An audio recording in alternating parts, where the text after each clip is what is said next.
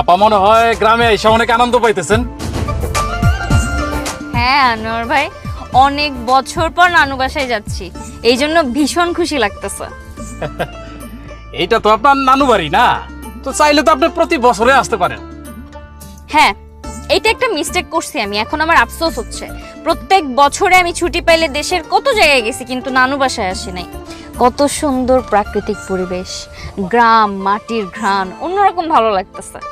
আপা আমি তো আছি, যখন মন চাইবো শুধু আমারে বলবেন, দেখবেন আমি আইসা হাজির হয়ে গেছি।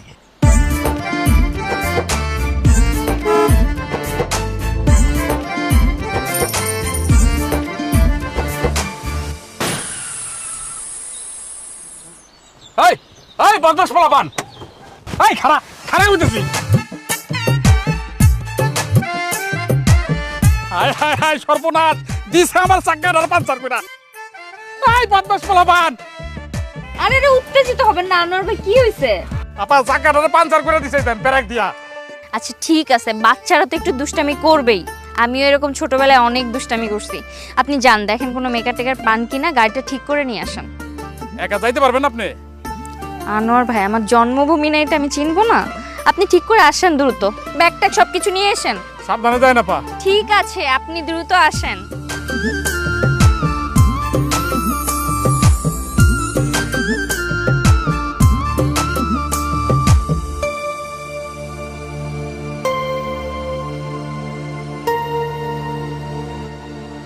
এতক্ষণ তো লাগার কথা না।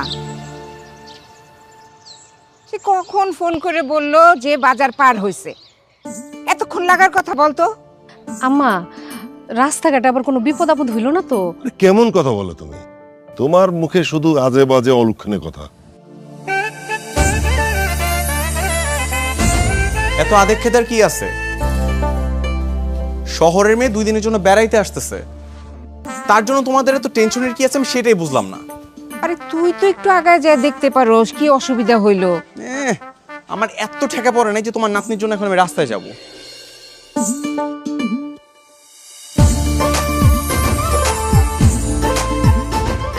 ওই তো আইসা পড়ছে,